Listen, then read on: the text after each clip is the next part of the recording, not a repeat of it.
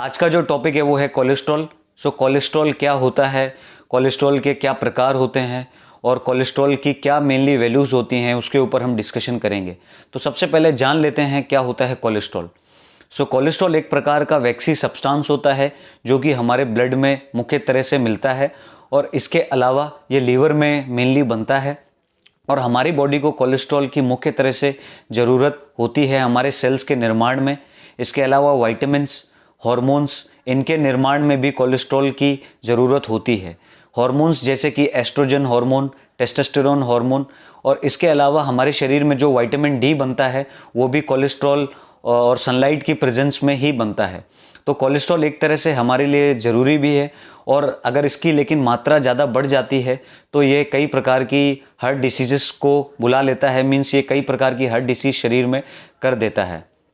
अब हम जान लेते हैं कि क्या होते हैं इसके मुख्य तरीके से प्रकार, मीन्स क्या क्या प्रकार होते हैं कोलेस्ट्रॉल के। सो इसमें जो सबसे पहला प्रकार है वो है low density lipoprotein, means LDL. So LDL एक प्रकार का एक ऐसा कोलेस्ट्रॉल है जिसको हम बैड कोलेस्ट्रॉल के नाम से भी जानते हैं। अब इसको बैड इसलिए कहा जाता है क्योंकि इसके अंदर प्रोटीन का अमाउंट जो होता है वो कम होता है और जो फैट का अमाउंट होता है वो ज़्यादा होता है।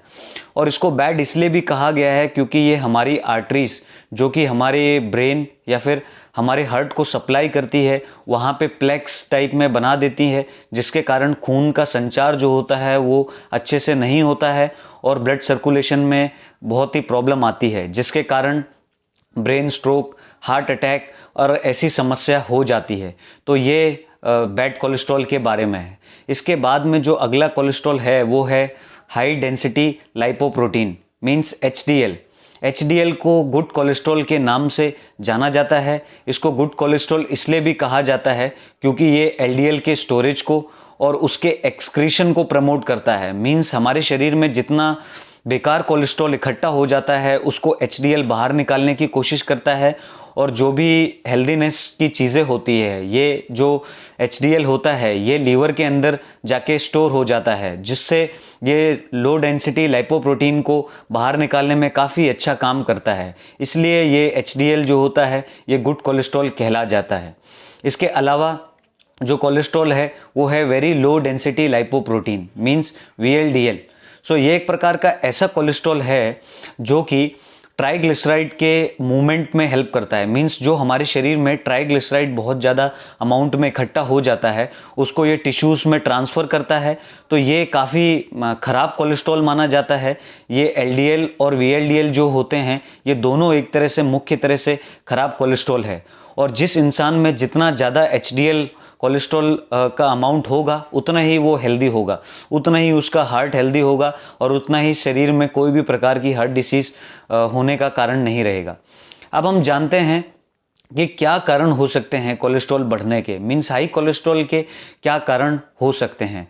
तो इसमें सबसे इम्पॉर्टेंट जो कारण होता है वो होता है पुअर डाइट, मीन्स सही प्रकार का भोजन नहीं ग्रहण करना। मीन्स अगर हम फास्ट फूड खा रहे हैं या भी किसी भी प्रकार का तला खाना खा रहे हैं तो उसके कारण हमारे शरीर में ट्रांस फैट की मात्रा और इसके अलावा जो हमारे तरह शरीर में सैचुरेटेड फैट होता है उसका अमाउंट बढ़ जाता है, जिसके कारण कई समस्या हो जाती है और हार्ट डिसीज़ होने का कारण बन जाता है।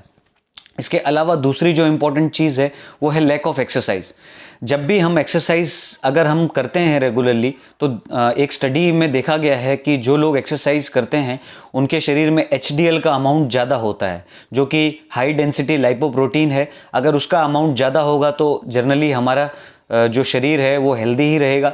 सो आप इस चीज़ से समझ सकते हैं कि लो डेंसिटी लाइपोप्रोटीन को अगर आपको बाहर निकालना है शरीर से, मीन्स अगर आपको हेल्दी रहना है तो एक्सरसाइज करना भी उतना ज़रूरी है। इसके अलावा जो कारण है वो है ओबेसिटी। अगर शरीर में वज़न का बढ़ना अगर ज़्यादा रहेगा, लंबे समय तक रहेगा, तो बॉडी मास इंडेक्स भी उस तरीके से हो जाता है जिसके कारण हार्ट की समस्या, हाइपरटेंशन, स्ट्रोक की बीमारियों का कारण भी बन सकता है। तो आपको अपना वज़न भी कम करना पड़ेगा। और इसके अलावा अगर हम देखें कुछ ऐसी मेडिकल कंडीशंस होती हैं जिसके कारण कोलेस्ट्रॉल बढ़ जाता है।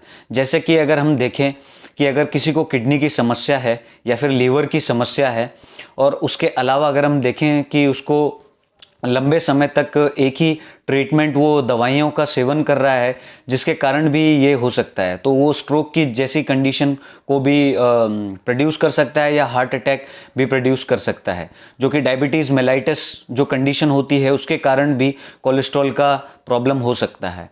और इसके अलावा जो मुख्य तरीके से कारण होते हैं वो जनरली आप समझ सकते हैं कि इसमें, और अगर हम ज़्यादा लंबे समय तक स्मोकिंग कर रहे हैं, स्मोकिंग के अलावा अगर किसी भी प्रकार का हम डिसीज़ में अगर हम अपना ध्यान नहीं रख रहे हैं, पर्टिकुलरली अगर हम अल्कोहल ज़्यादा कंजम्पशन कर रहे हैं, तो भी ये समस्या हो सकती है।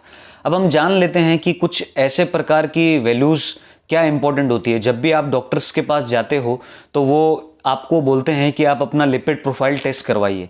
लिपिड प्रोफाइल टेस्ट में सभी प्रकार के कोलेस्ट्रॉल्स की वैल्यू होती है, और वो वैल्यू से ही हमको पता चलता है या अंदाज़ा होता है कि हम हेल्दी हैं या फिर फ्यूचर में हमें कोई हार्ट डिसीज़ होगी या नहीं होगी। तो इसमें जो सबसे इम्पॉर्टेंट रिपोर्ट्स में लिखा होता है वो होता है टोटल कोलेस्ट्रॉल। जो टोटल कोलेस्ट्रॉल होता है वो लगभग 200 से कम होना चाहिए। मींस 200 जो होना चाहिए इसकी वैल्यू उससे जनरली कम होना चाहिए। जैसे कि अगर जो हार्ट के पेशेंट होते हैं उनमें 150 mg पर डेसीलीटर से भी कम होना चाहिए। इसका कारण ये है कि उन ऐसे लोग जिनके जेनेटिकली अगर उनको कोई प्रॉब्लम हो, या फिर उनको किडनी की पहले से कोई बीमारी हो, या फिर लीवर की कोई डिसीज़ रही हो, तो उनको ध्यान रखना पड़ेगा, जिसके कारण उनकी शरीर में ये प्रॉब्लम नहीं आएगा अगर वो मेंटेन करके रखेंगे। तो इसका जो वैल्यू होता है वो लेस देन 200 mg पर डेसीलीटर होता है। अब अगर हम आगे जो रिपोर्ट में लिखा होता है वो होता है लो डेंसिटी लाइपोप्रोटीन, जिसको हम बैड कोलेस्ट्रॉल के नाम से भी जानते हैं। इसकी जो वैल्यू होती है वो 70 से 130 mg पर डेसीलीटर के बीच में होनी चाहिए। अगर आपका ये 70 से कम होता है तो बहुत अच्छा है, क्योंकि 70 से अगर कम होगा तो इसकी वैल्यू हमारे हार्ट के लिए काफ़ी असरदार होगी। मीन्स हम हेल्दी महसूस करेंगे और हमारे शरीर में बीमारियां होने का कारण नहीं होगा। इसके बाद में अगर हम देखें तो high density lipoprotein means HDL, जैसे कि मैंने आपको बताया कि ये गुड कोलेस्ट्रॉल के नाम से ही जाना जाता है, और इसकी जो वैल्यू होती है वो 40 से 60 mg पर डेसीलीटर होती है। अगर इसकी वैल्यू 60 से ज़्यादा हो तो ये हमारे शरीर के लिए बहुत ही अच्छा है और हमारे हार्ट के लिए बहुत अच्छा होता है। फ्यूचर में हमारा हार्ट हेल्दी रहेगा और हमारे हार्ट को कोई भी ऐसी प्रकार की समस्या नहीं होगी।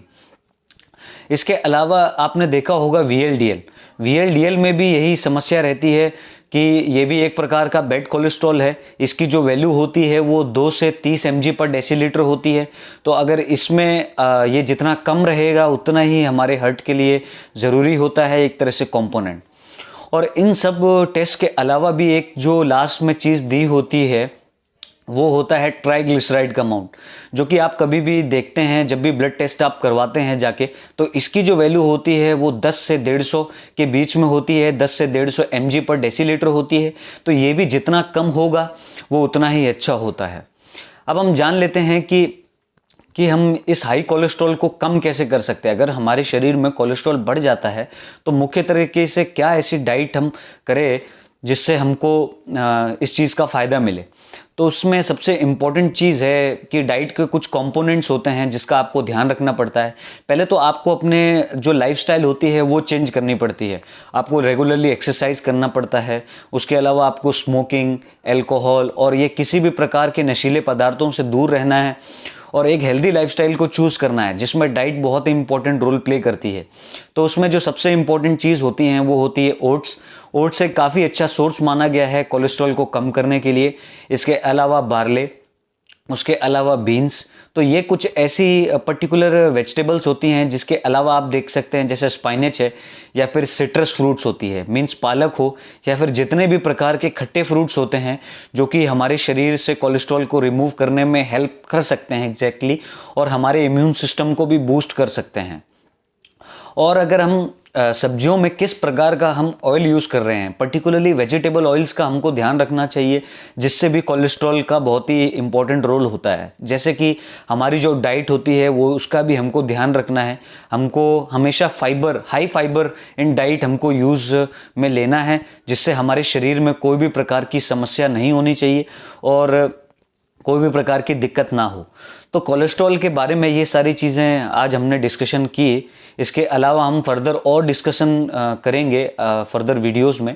तो होप आपको कोलेस्ट्रॉल के बारे में जानकारी मिल गई हो। तो आपको गर्म पानी भी रेगुलरली आप पी सकते हो और इन सभी चीज़ों का आपको ध्यान रखना चाहिए। और लाइपोप्रोटीन की जो इंपॉर्टेंट चीज़ होती है, क्योंकि वो लिपिड और प्रोटीन दोनों से मिलकर बना होता है, यही कोलेस्ट्रॉल को कैरी करता है। तो आपको इस चीज़ का भी ध्यान रखना है। So thank you.